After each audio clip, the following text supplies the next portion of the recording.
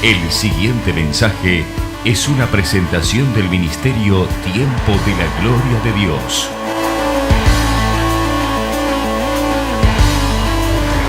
Amén. Pueden tomar asiento. Bienvenidos a todos a nuestra primera reunión de 2022. Qué bueno que pudieron venir. No hubiera sido lo mismo sin ustedes, ¿verdad?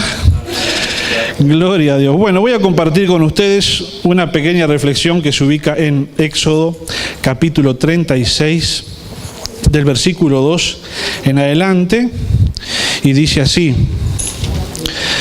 Así que Moisés mandó llamar a Bezalel y a Aholiab y a todos los otros a quienes el Señor había dotado de modo especial y que estaban ansiosos por ponerse a trabajar. ¿Cuántos están ansiosos por ponerse a trabajar acá en este año? Amén.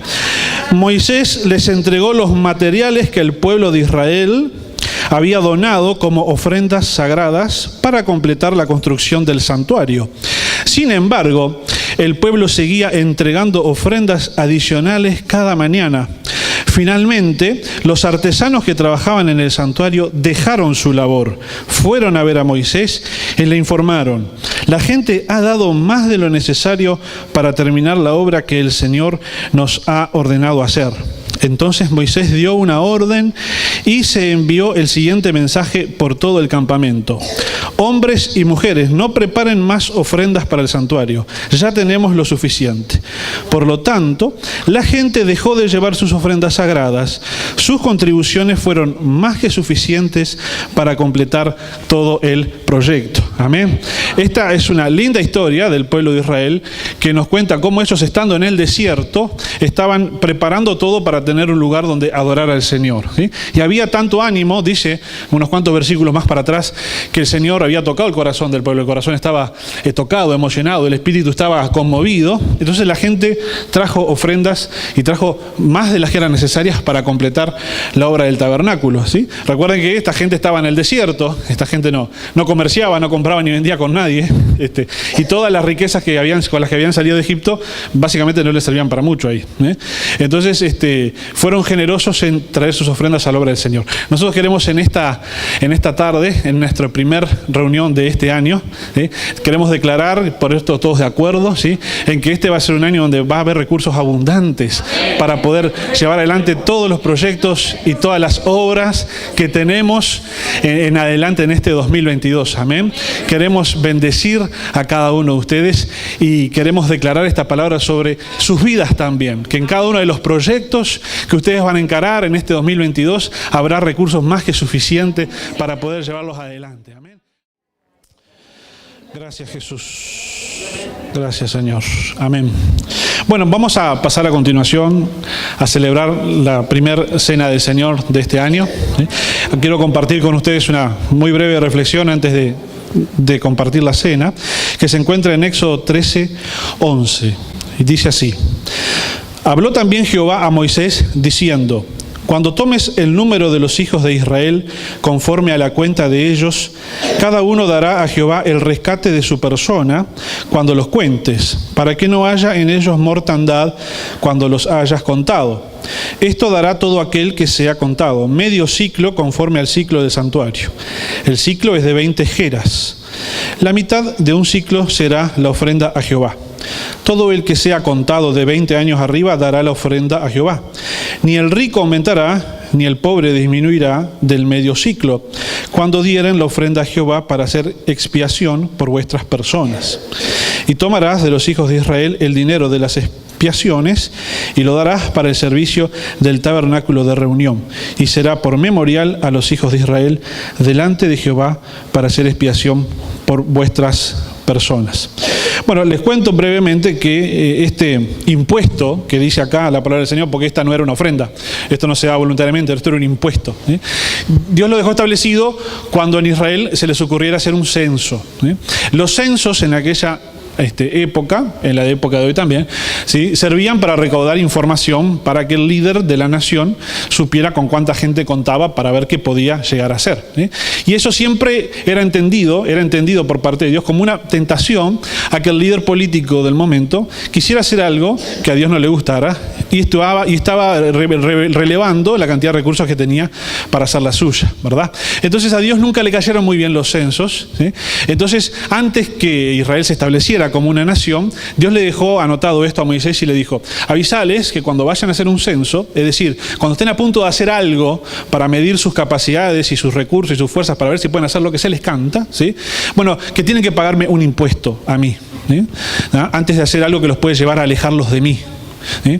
Como una forma que el Señor decía: cuando estén a punto de hacer algo que los pueda alejar de mí, involúcrenme en el medio, para que no se olviden del riesgo que puedan llegar a correr, ¿sí?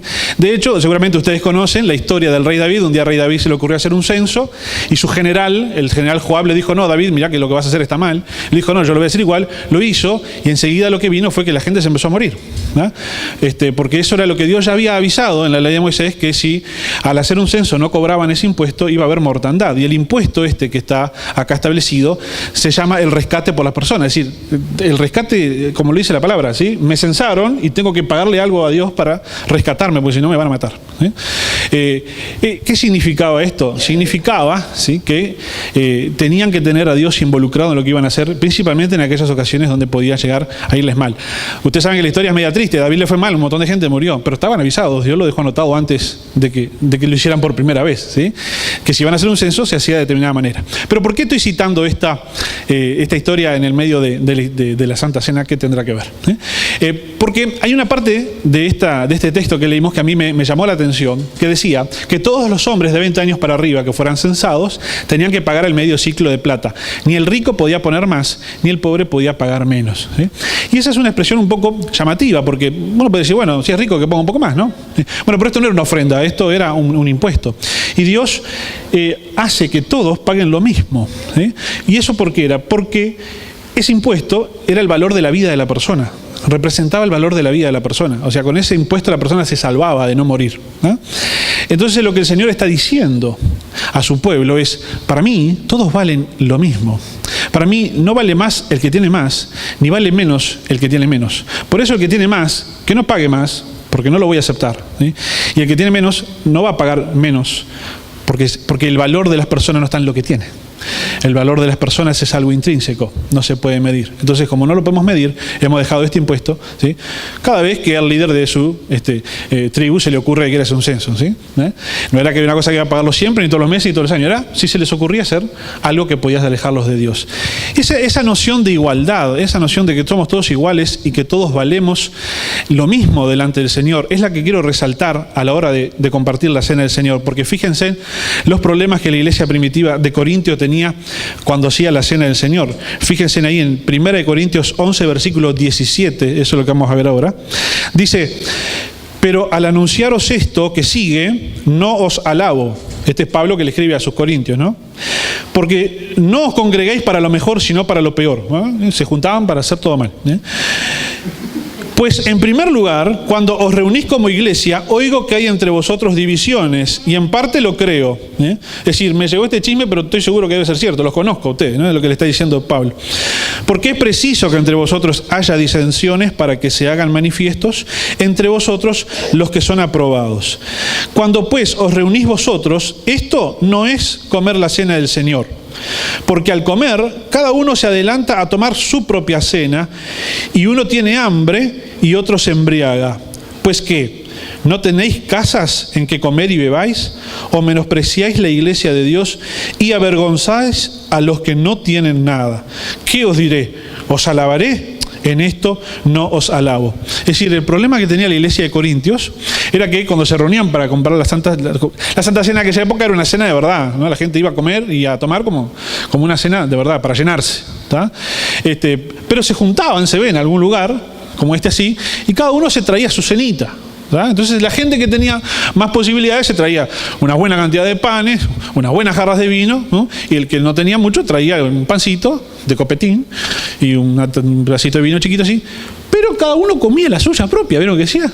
Cada uno se adelanta a comer su propia cena. Entonces los de la familia pudiente se sentaban acá, entre ellos 4 o 5 nomás, y se daban el tal manjar, y el pobrecito que estaba en la esquina comía lo que se había traído nada más. Entonces Pablo rezonga esa actitud en la iglesia de Corintios y le dice, no hay unidad entre ustedes, no están haciéndose valer lo mismo cada uno de ustedes. El que tiene más viene y apartado del resto disfruta de lo que trajo, y el que tiene menos queda debiendo, por decirlo de alguna manera. Y Pablo rezonga eso en la iglesia de Corintios, reprende eso en la iglesia de Corintios, pretendiendo que la cena del Señor sea algo igual, que la compartieran todos los hermanos por igual. ¿Por qué? Porque para el Señor todos los hermanos valemos igual. Las vidas de todos sus hijos son igual de valiosas, sin importar lo que tengan.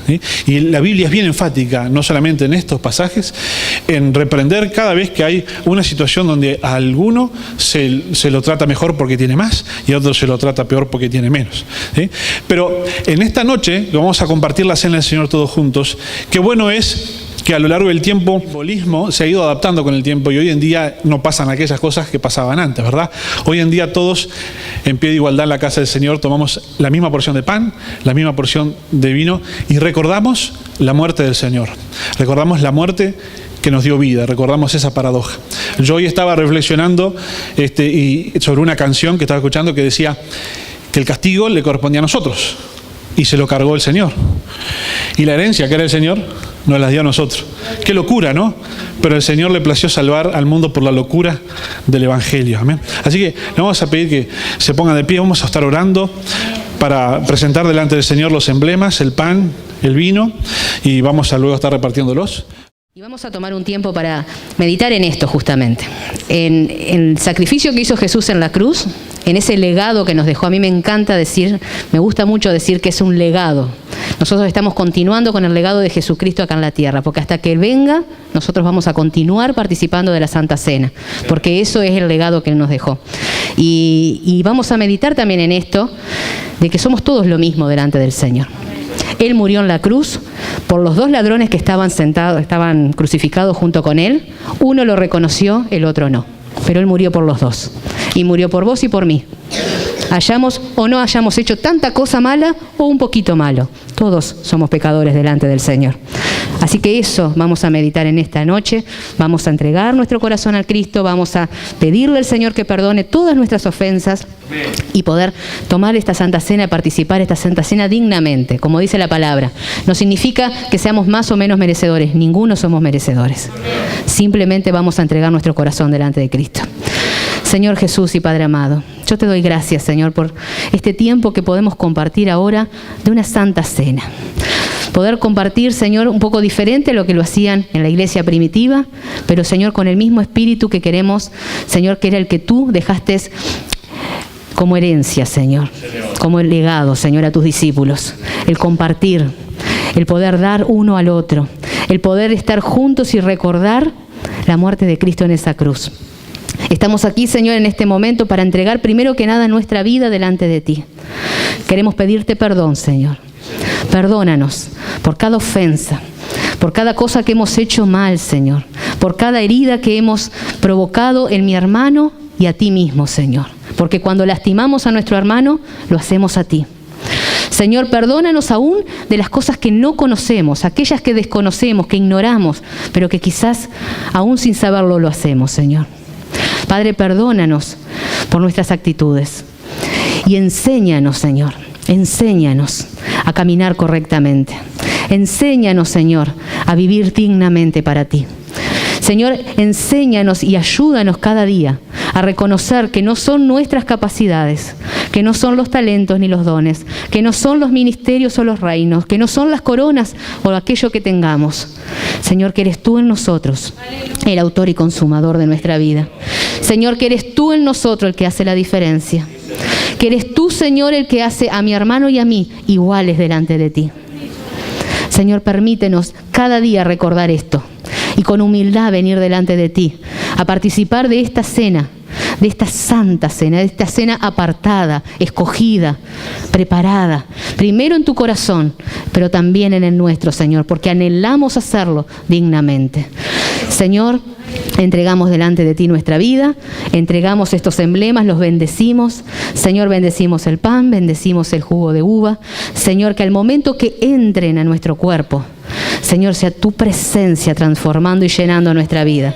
Que el momento que el pan entre en mi cuerpo, Señor, y en el de mis hermanos, sea tu vida, Señor, transformando mi ser. Sea tu vida, Señor, en mí.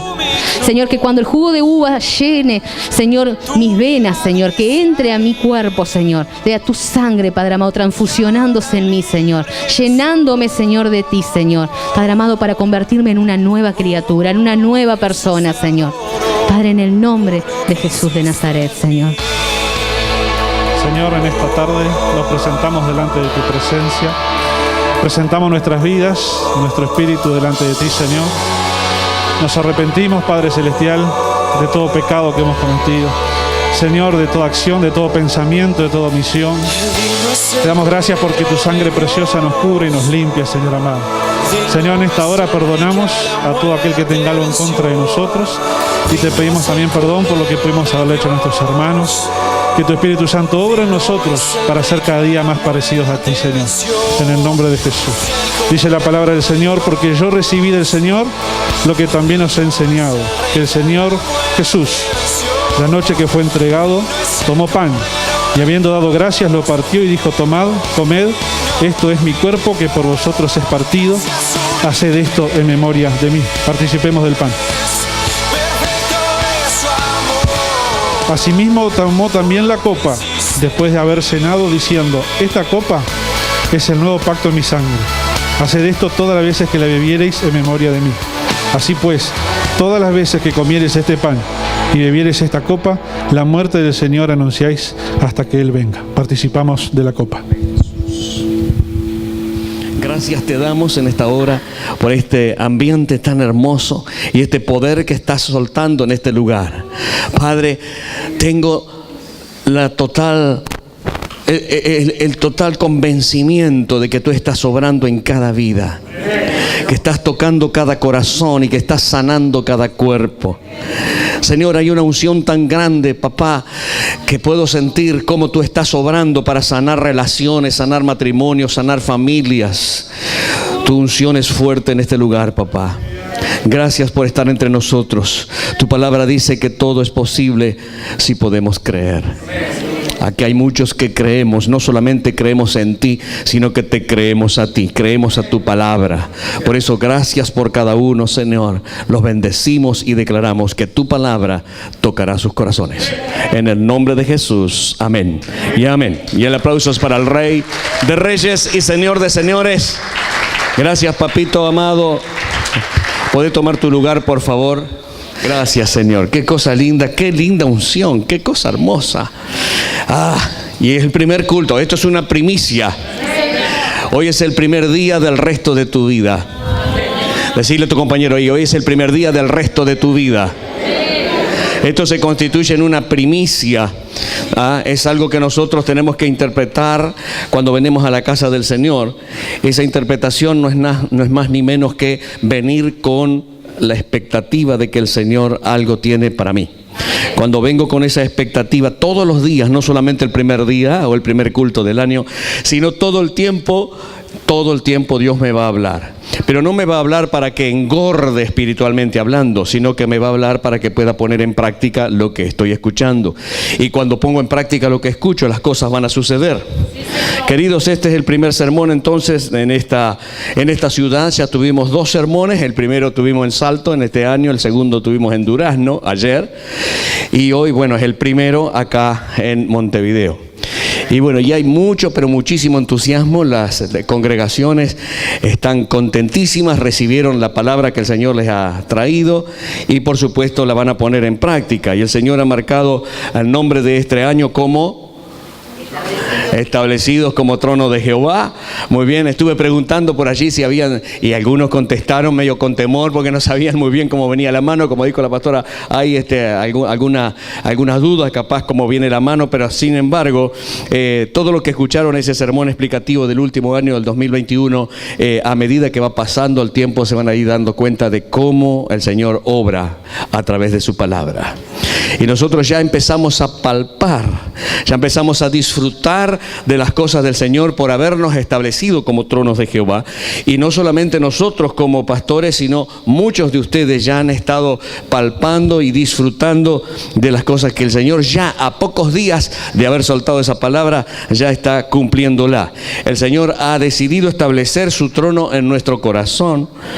Eso es en primera instancia, pero también en nuestra congregación. Y por supuesto estoy seguro de que el deseo del Señor es establecer su trono en todo el mundo, en cada congregación. Bueno, pero por ahí recibimos ese mensaje del cielo para nosotros y lo tomamos, le creímos y estamos gozosos con eso. ¿Cuántos están gozosos con eso? Yo estoy contentazo con eso. Entonces, este año se cumple, queridos, literalmente la palabra de que estamos sentados con Él en los lugares celestiales. Wow, eso está por allí. ¿Se dan cuenta lo que dijo la palabra? ¿Se dan cuenta lo que significa esto? ¿Se dan cuenta lo que significa? Es impresionante. La palabra profética soltada por nuestra pastora el otro día establecía, yo tomé un poquito acá, establecía, dice, este trono 2022, el Señor nos llama a gobernar con Cristo, sentado en su trono. En otro tiempo, decía ella, las emociones nos gobernaban, las situaciones nos gobernaban, nuestros temores nos gobernaban, pero el Señor te está diciendo que a partir de este año 2022, tú vas a ser el que gobierne sobre tu casa, tú vas a ser el que gobierne sobre tu vida, tú serás el que gobierne sobre tus finanzas, sobre tus familias, porque no lo harás con tus fuerzas, sino con mi espíritu, dice el Señor. Y eso es una verdad que si la creemos es impresionante. Seguía diciendo que en este tiempo es tiempo de gobernar en todas las influencias, en todas las esferas de influencias, en los hospitales, en los lugares de estudio, en las universidades, en las escuelas, en los liceos, en los trabajos, en las empresas, en los residenciales, en los hospitales, cárceles, barrios, ciudades. Es impresionante. Querido, el trono de Dios, el trono del Señor, es el diseño celestial que está establecido en el cielo, donde se mueve la gloria y la majestuosidad de Dios. Qué cosa hermosa. Es allí donde sale toda la verdad, donde sale todo el dominio y el reino de Jesús. Daniel 7 dice, y le fue dado dominio, gloria y reino, para que todos los pueblos, naciones y lenguas le sirvieran. Su dominio es dominio eterno, que nunca pasará, y su reino uno que no será destruido. Una palabra poderosísima soltada ya en los tiempos de Daniel y que hoy por hoy el Señor nos está diciendo es para ustedes también. Y al llamarnos tronos de Jehová, el Señor nos está diciendo que en este 2022, en esta casa se moverá su gloria como nunca antes. Decirle a tu compañero, se moverá su gloria como nunca antes. Seremos casa, seremos habitación de su presencia, donde Él va a comunicarse con nosotros, con su pueblo, y su pueblo a su vez le va a adorar, como ahora, en espíritu y en verdad. ¿Cuántos están anhelantes, deseosos de adorarle realmente al Señor en espíritu y en verdad? Porque dice que Él no anda buscando adoración, sino adoradores que le adoren en espíritu y en verdad. Un fluir profético que va a ser más grande, que va a ser mayor, y la revelación divina va a fluir a través de ¿quiénes? A través de aquellas personas, a través de aquellos discípulos, a través de aquellos hijos que sus corazones estén dispuestos y estén rendidos y que sean obedientes al Señor. Así que ¿cuántos corazones dispuestos, obedientes y rendidos al Señor hay acá?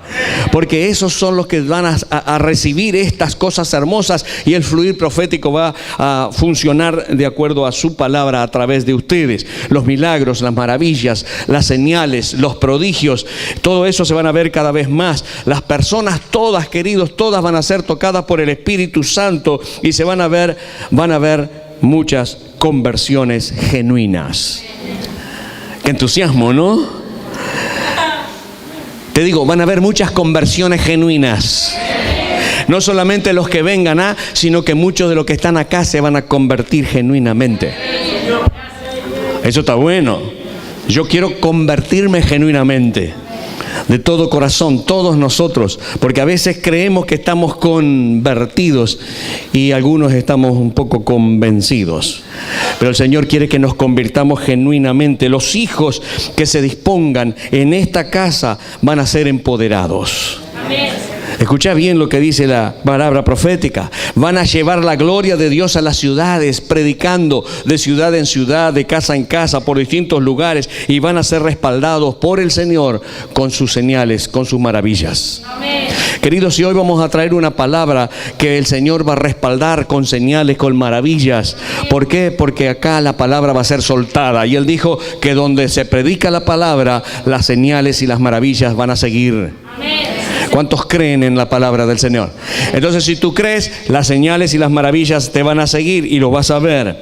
El Señor, querido, en esta nueva temporada está adiestrando a una iglesia guerrera, una iglesia poderosa, una iglesia que se levanta, que va, que vence. No aquella que se esconde esperando que el enemigo ataque y diciendo, no, una iglesia que avanza, no retrocede. Una iglesia que saca a las almas de las tinieblas y las lleva a la luz admirable del Señor. Eso es lo que va a acontecer en este tiempo, una iglesia poderosa que va a poner a los pies de Cristo a muchísimas personas, una cosecha de almas como nunca antes nos habíamos imaginado. Eso será en este tiempo, en el nombre de Jesús. Dios te va a usar, míralo y decirle, Dios te va a usar. El Señor nos dijo, queridos, que nada estemos afanosos, que no estemos afanados, que no estemos con ansiedad.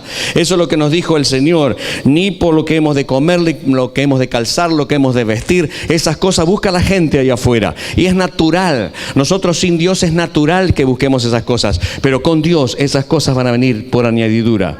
Y entonces cuando nosotros hacemos todo esto, cuando buscamos el reino de Dios y su justicia, todas esas cosas que los demás buscan como prioridad, para nosotros será secundario y van a venir. Míralo a tu compañero y decirle, va a venir. Va a venir. No te afanes, no andes detrás de las añadiduras. Andrá detrás del Señor que te va a añadir esas cosas. Lo que Jesús está diciendo es que cuando el trono de Dios es cimentado, real y profundamente establecido en el corazón, todo lo que pertenece al reino es atraído hacia el reino mismo. Todo es atraído hacia ti. Todo esto y mucho más implica estar sentado con Cristo en los lugares celestiales. Todo esto y mucho más. Pero para que esto suceda, queridos, hay algo importante. Atención acá. Para que esto suceda, nosotros tenemos que aprender a ver como Jesús ve. Tenemos que aprender a mirar como Él mira. Y tenemos que aprender a actuar como Él actúa. Para aprender, solamente tenemos que creer que estamos realmente sentados con Él en los lugares celestiales y que Él se ha establecido su trono en este lugar y en tu corazón. ¿Cuántos de ustedes creen realmente eso? Escuchen, fue un amén medio flaco, porque quizás, porque hace calor. Amén, y tanto, se domina con la mente eso. Vamos arriba. Yo estoy acá predicando y estoy fresquito como una lechuga.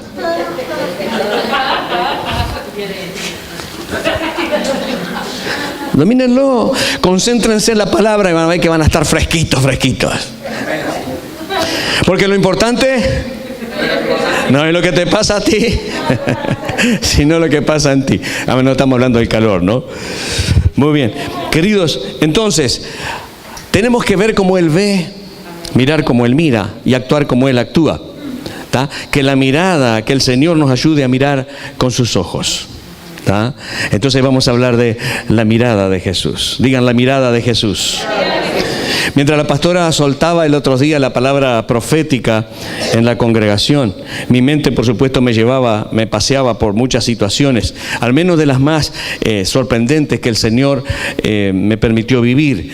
Y en esos tiempos, ¿no? Tanto en aquel tiempo como ahora mismito, se me preguntaba, Señor, ¿cómo me veías tú en esta circunstancia? ¿Cómo me veías? ¿Con qué ojos me veías en esta situación? En cada adversidad, en cada bendición, inclusive, ¿con qué ojos me veías? ¿Cómo me veías? Pero por supuesto la pregunta no estaba dirigida a cómo hacía para verme, porque el Señor lo llena todo, está en todo lugar y te ve en todo momento. Él está viendo lo que estás pensando en este momento. No te va a dejar regalado, pero sabe lo que estás pensando. Él en todo momento está contigo, en todo momento sabe. No era cómo hacía para verme, sino que la pregunta específica era con qué ojos me contemplaba. De qué manera me estaba viendo en una circunstancia, a veces adversa, a veces un momento de bronca, a veces un momento de bendición. Cómo el Señor me estaba mirando, cómo me observaba y cómo me observa aún. La Escritura da a entender, queridos, que Dios todo lo ve, que nada escapa de su control. Dios todo lo ve, nada escapa de su control. Ahora escúchenme, todo le fue sujeto. Esa palabra en la Biblia de todo le fue sujeto, eso implica de que Él actúa siempre en cada circunstancia. Te lo repito, Dios siempre actúa en cada circunstancia. Solemos cantar, no te puedo ver, pero sé que tú estás actuando, ¿verdad? O algo así. Algo así, ustedes la conocen en la canción. Sé que estás obrando, ahí va. Sé que estás obrando. Él en cada circunstancia actúa. Él mira y Él siempre está ahí actuando. Eso significa que todo le fue sujeto. En otras palabras, Él no es como nosotros, que muchas veces vemos y nos hacemos los burros. Muchas veces vemos y miramos para otro lado. Muchas veces vemos y no actuamos. Pero queridos, quiero decirte que en la mirada de Jesús hay algo impresionante, hay algo indescriptible, hay algo fantástico, hay algo mágico, indescriptible. Y yo quiero que tú entiendas bien que en la mirada de Jesús, cuando te mira Jesús te derrite, porque es fuego. Pero también la mirada de Jesús te confronta porque es puro. La mirada de Jesús te reanima, te aviva porque es vida. La mirada de Jesús te guía porque es camino. Él es el camino, la verdad y la vida. Pero quiero decirte algo muy, muy importante, y es necesario que tú lo grabes en tu corazón. Cada uno de nosotros tiene que saber esto. Esto es fundamental y es el centro de esta palabra. Es necesario que tú entiendas esto, que cuando el Señor te mira, lo hace con misericordia. Pocos lo entendieron. Te voy a decir de nuevo. Cuando el Señor te mira, se pone los lentes de la compasión.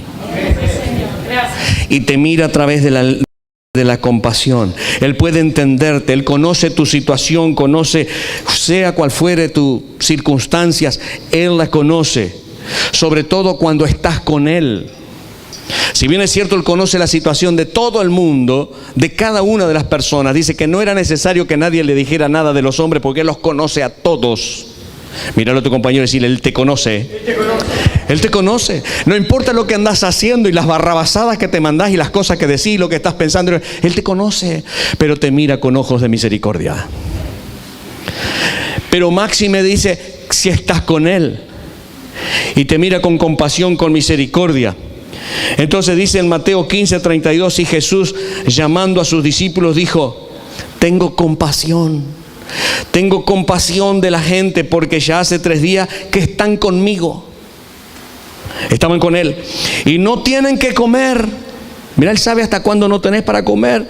Y enviarlos en ayunas no quiero, no sea que desmayen en el camino. El Señor, querido, te ama tanto, tanto, tanto, que Él está pendiente de cada cosa de que te pueda acontecer. Pero Él actúa. Él no se queda de brazos cruzados. Inmediatamente que reconoce esa situación, el Señor, dice la Escritura, de que manda a sus discípulos que ellos le dieran que comer.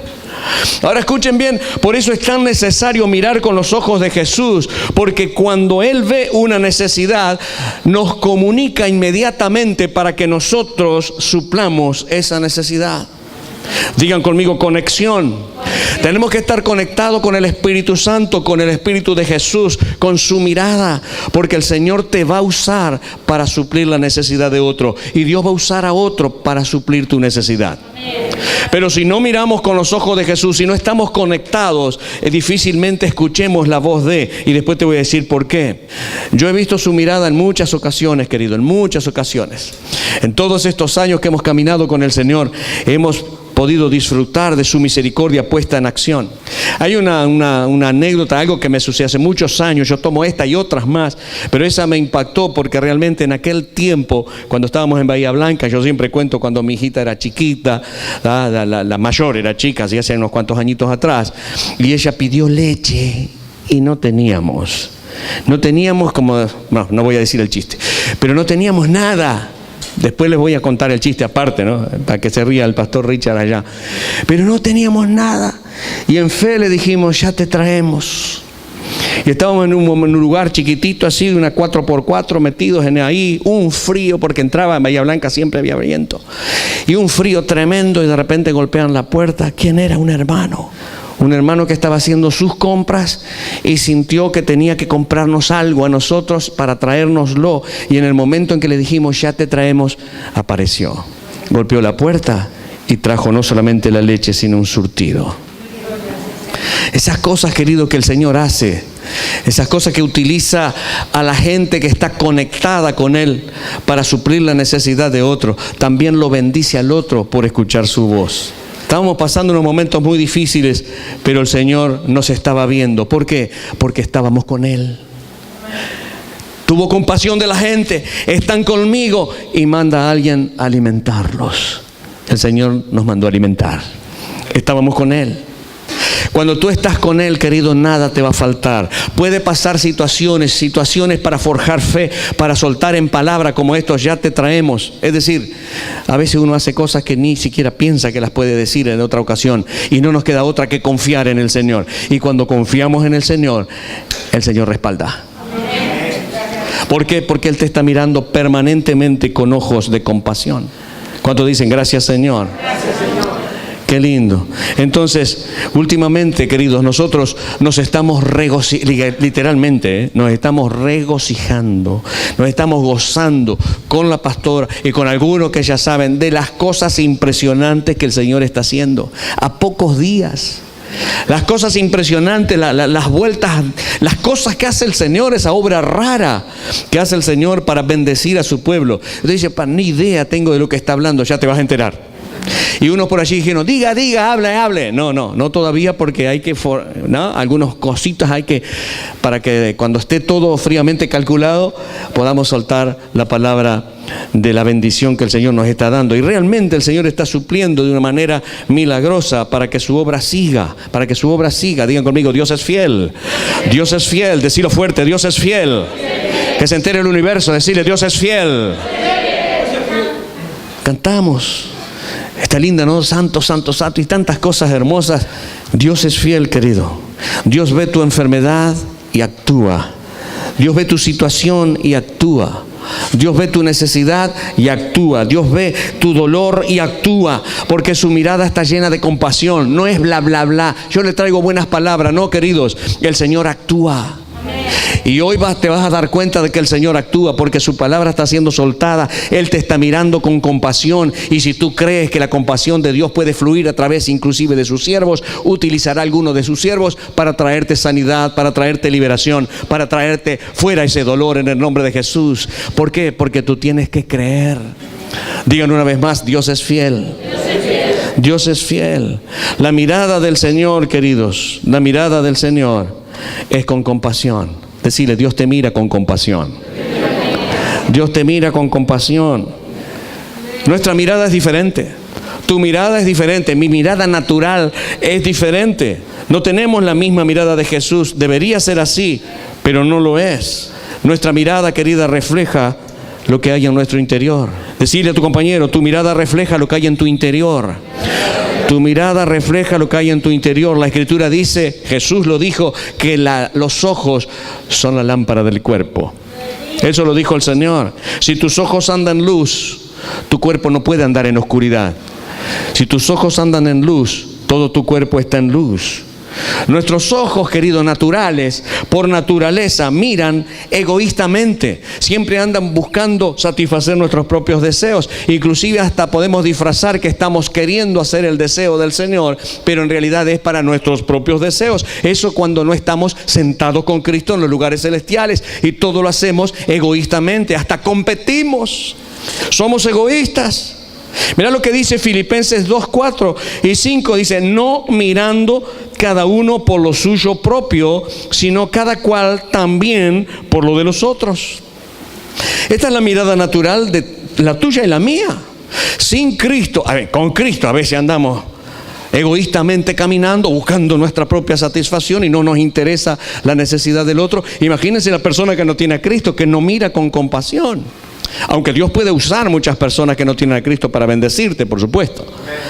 Pero escúchame, dice acá que no mirando cada uno sino también. No quiere decir entonces que nosotros no debemos mirar por nosotros mismos.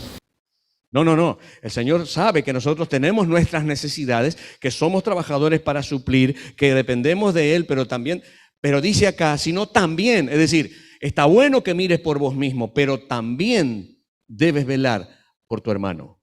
También debes velar por los demás. Eso es lo que dice, sino cada cual también por lo de los otros.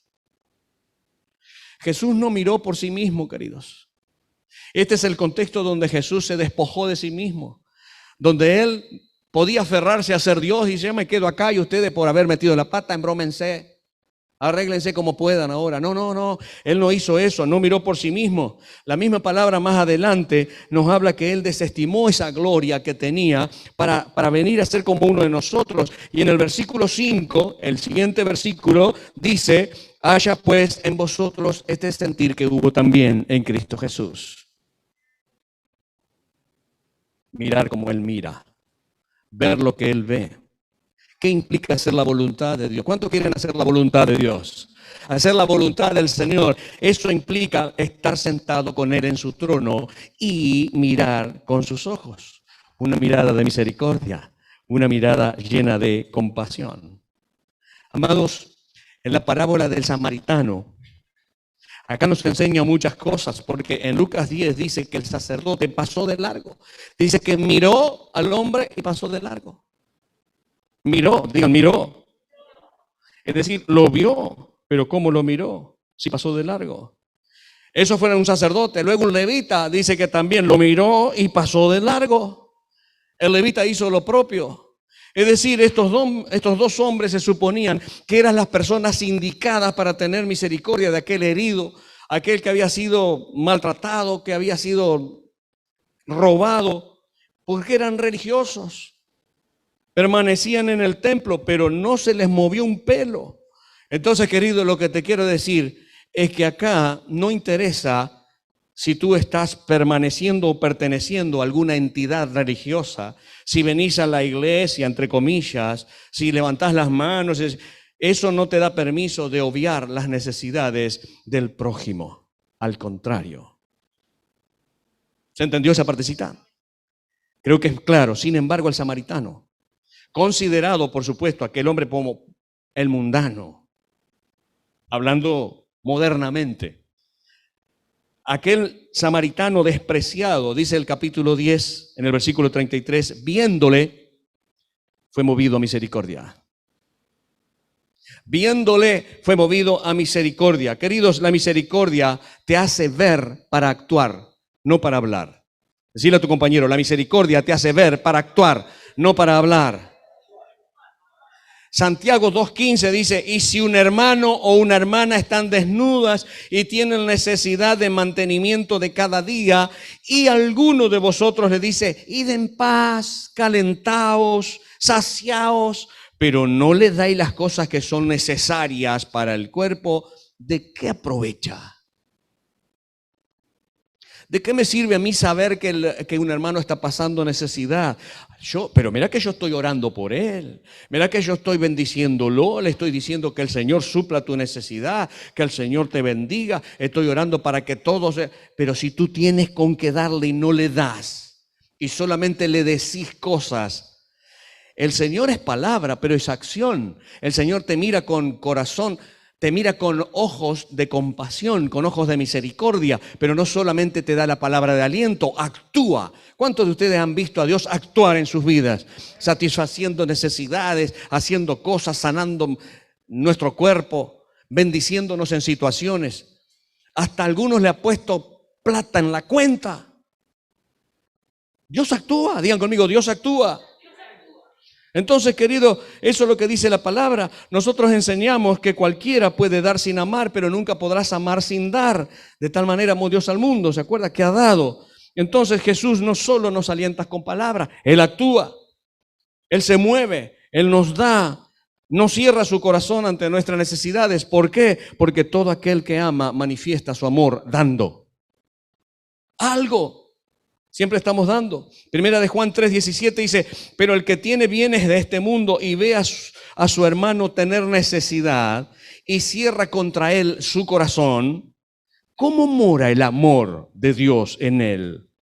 Hijitos míos, no amemos de palabra ni de lengua, sino de hecho y de verdad. Digan, tengo que amar de hecho y de verdad. Aquel samaritano, queridos, hizo todo lo que tenía y más todavía. Hizo todo lo que tenía que hacer, todo lo que estaba a su alcance, pero más todavía. Y entonces Jesús en esa parábola enseña y pregunta, ¿quién pues de estos tres te parece que fue el prójimo del que cayó en manos de los ladrones? La respuesta contundente, precisa, directa y cierta fue el que usó de misericordia. Aún las personas que no entienden mucho y que son religiosas saben que sin misericordia nadie actúa. Pero el Señor en su respuesta fue más contundente y le dijo, ve tú y haz lo mismo. Decirle, ve tú y haz lo mismo. Ve tú y haz lo mismo, querido. ¿Por qué te digo esto? Porque son muchos los que andan heridos por el camino. Son mucha gente los que están heridos hacia afuera. Mucha gente que está herido en sus trabajos, en sus relaciones, en su matrimonio, en su familia. Hay muchas personas heridas ahí afuera. Muchos han caído en manos de ladrones. Muchos caen en pecados y algunos andan buscando caer. Pero algunos no se cuidan. Algunos son irresponsables. Hay muchos queridos allí, heridos en el matrimonio, en el trabajo, en la familia, inclusive hasta en la iglesia. Pero escúchame bien, pero sea cual fuera el motivo por el cual esa persona está herida, no nos da a nosotros autoridad para decir, bueno, que se arregle como pueda. No es permitido por el Señor que yo pueda decir, Él se la buscó, ahora que sufra. O si no, viste, quien las hace las paga. Sino que la mirada compasiva de Jesús debe fluir y debe actuar sin desmayar. No os canséis de hacer el bien, porque a su tiempo segaremos si no desmayamos. Entonces, querido, Dios no nos ha dado ojos solamente por nosotros mismos. Cuando así lo hicieron nuestros padres allá en el Edén, ya saben lo que pasó. Tenemos que estar velando por nuestros queridos hermanos y por todos aquellos que están con necesidad, mirando con los ojos de Jesús, la única manera de poder estar sentado con Él en los lugares celestiales. Así que pregúntale, ¿con qué ojos está mirando? ¿Con qué ojos estás mirando? Que lo que estés mirando no te haga caer, querido. El Señor dice que es preferible que te saques un ojo y que con un ojo solo entre al reino de los cielos que con los dos ser echado al horno de fuego. Digan conmigo, muy fuerte. Pero ustedes están entendiendo lo que el Señor quiere decir. Pregunto, ¿yo estoy entendiendo realmente de que esto es real? ¿De qué es preferible, dijo el Señor, que me saque un... No lo está hablando literalmente, por supuesto, aunque podría hacerlo, pero Él prefiere que saquemos la maldad de nosotros, porque lo importante es el reino de los cielos, lo importante es entrar al reino de los cielos, pero nosotros con nuestros ojos pecamos muchas veces, le damos lugar a nuestros vicios, y le damos de punta allí y no nos importa lo que el Señor nos está diciendo. No digo que sea generalizado, pero yo digo de la raza humana como es. Y la única manera de vencer eso es estar sentado con Cristo en los lugares celestiales. ¿Por qué? Porque en el trono de Dios no hay pecado. En el trono de Dios no hay injusticia. En el trono de Dios hay abundancia y sobreabundancia. Hay salud, no hay enfermedad. Por eso tenemos que estar sentados con Él en los lugares celestiales. El Señor está allí siempre escudriñando todo lo que está en nuestro corazón. Y ustedes están pensando, ¿el Señor me está mirando ahora? Pues claro que sí. El Señor te está mirando, pero ¿cómo te mira? ¿Superficialmente? Te pregunto, ¿tú piensas de que en este momento Él nos te está viendo? Claro que te está viendo. Está viendo cada reacción, inclusive Él escudriña en lo profundo de tu corazón. Eso lo dice la palabra. Pero es un padre amoroso que tiene cuidado de las pequeñeces. Tanto cuidado, dice, que Él tiene hasta los pelos nuestros contados. Y ninguno de nosotros sabemos cuántos pelos tienen nuestros hijos. Pero Él nos quiere decir, ¿por qué? Porque Él no es como nosotros. Digan, no es como yo. Él no es como nosotros. Date cuenta de eso. Dios se preocupa por cada célula de tu cuerpo. Escúchame, los ojos de papito están mirándote permanentemente. Todo el tiempo, aun cuando estás durmiendo. Él está allí velando permanentemente por tu bien. Más allá de que nuestros pensamientos y nuestras acciones y nuestras palabras lo ofendan muchas veces, e inclusive hasta nuestras acciones y dichos puedan hasta negarlo. Más allá de eso, Él nos mira con compasión. Pedro lo negó mal. Pedro lo negó mal, como decimos comúnmente, ¿no? Y la Biblia no especifica cuáles fueron las palabras que Pedro utilizó cuando lo estaban importunando, pero seguramente que no salían muchas rosas de su boca, porque la palabra dice que decía muchas cosas.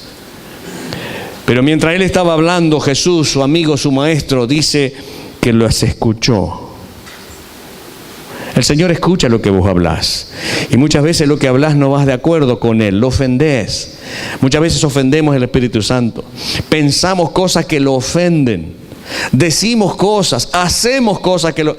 Y Jesús nos mira. Jesús nos mira. Verso 61 de Lucas 22 dice, vuelto el Señor, miró a Pedro. Wow, la mirada del Señor lo dijo todo. Miró a Pedro. ¿Cómo hubieran reaccionado ustedes? ¿Cómo hubiera reaccionado yo ante una situación de esa? Yo le hubiera gritado traidor. No se me distraigan, queridos. Yo le hubiera gritado traidor. Mirá lo que hiciste. Yo te dije de que me ibas a negar. Así que sabe una cosa, que Dios tome cuenta de todo lo que vos estás haciendo. Eso le hubiera dicho yo. Que Dios te dé lo que te mereces, traidor. Pero el Señor Jesús, querido, la mirada de Él no le dijo eso. La mirada del Señor le dijo, Pedrito, no te preocupes, yo sé por lo que estás pasando. Una mirada con ternura, con compasión, con misericordia. Le dice, Pedro, yo comprendo tus luchas, no vas a poder evitar mi muerte, pero quiero que sepas que te amo. Quiero que sepas que yo voy a estar contigo, te voy a ver luego, haya paz. Queridos, cuando nosotros cometemos esos errores garrafales, no pensemos que Dios está con un látigo para reventarnos todos por lo mal que nos portamos, por las palabras que decimos. Es cierto que tenemos que arrepentirnos de todas esas cosas, pero Dios nos mira con misericordia. Si así no fuera, ninguno de nosotros estuviéramos vivos en este momento. Ninguno. Digan conmigo, ninguno.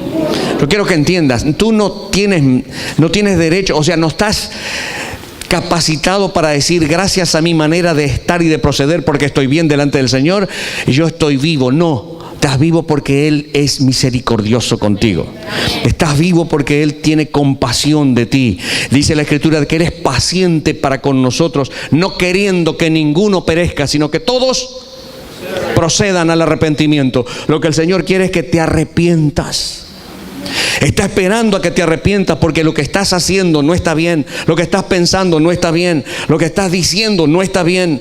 Y todos los días cometemos errores, metemos la pata, pero Él con misericordia tiene paciencia.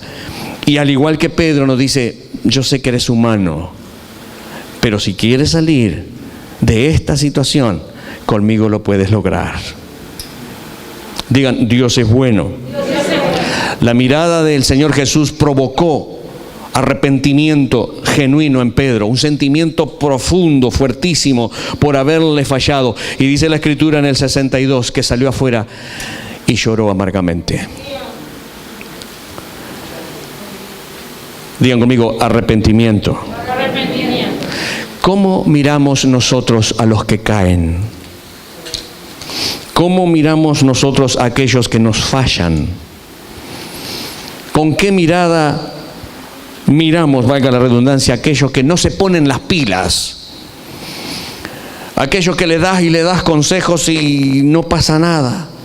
¿Cómo mirás a los que te niegan, como Pedro a Jesús? ¿Cómo mirás a los malagradecidos? Porque el Señor sanó a muchos y después le estaban gritando, crucifíquenlo, crucifíquenlo. A la misma persona que le había sanado hace un tiempito atrás. ¿Cómo los miramos nosotros? Qué difícil es para nosotros mirar con los ojos de Jesús. Pero lo podemos lograr cuando estamos sentados con Él en los lugares celestiales. Cuando nos podemos poner los lentes de compasión, porque el Señor todo lo filtra a través de la misericordia. ¿Con qué ojos estás mirando a los que andan en, no sé, como ovejas sin pastor? Los del mundo, entre comillas. La palabra dice que Jesús tuvo compasión de ellos, como ovejas que no tienen pastor. ¿Cuántos de nosotros tenemos esa compasión? Si estamos siendo establecidos como trono de Jehová, vamos a ver las cosas que Dios ve para hablar como Dios habla. Qué lindo es esto, queridos. ¿Con qué ojos mirás a los que están en los hospitales?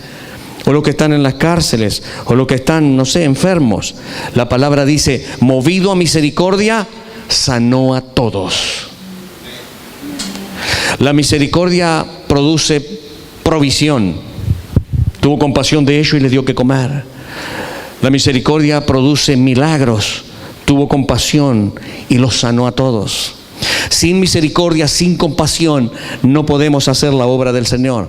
Si no estamos sentados con Él, si preferimos estar sentaditos acá en la iglesia, entre comillas hablando, ¿no? Y no estar sentado con Él para que Él haga la obra a través de nosotros, no va a ocurrir nada, no va a pasar nada. ¿Sabe por qué? Porque el secreto de los milagros, el secreto de las maravillas, el secreto de los prodigios, inclusive de la salvación, y es más, el secreto de los avivamientos está en la compasión. Si no amas a la gente, Dios no te va a dar gente. Si no amas a la gente, no te vas a mover por ellos. Si sus problemas, sus necesidades no te mueven un pelo, nunca vas a hacer nada por ellos. Puedes perfeccionarte en muchas cosas, perfeccionarte en hablar, en predicar, en viajar, en hacer esto o aquello, en cantar, pero si la mirada de Jesús no está en ti, no va a pasar nada. No va a pasar nada. El avivamiento está en tu corazón, en el corazón de cada uno. Digan, el avivamiento está en mi corazón. Es decir, un fuego genuino, un fuego encendido en tu corazón gracias a la relación con el Señor, con la motivación correcta de pasión por los perdidos, de amor por las almas. No números, almas. Los números vienen, pero lo que nos interesa son las almas. Y te puedo decir que esto va a pasar en esta ciudad.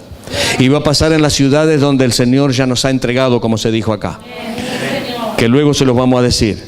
Pero solo tienes que creer que tú estás sentado en los lugares con Cristo, en los lugares celestiales.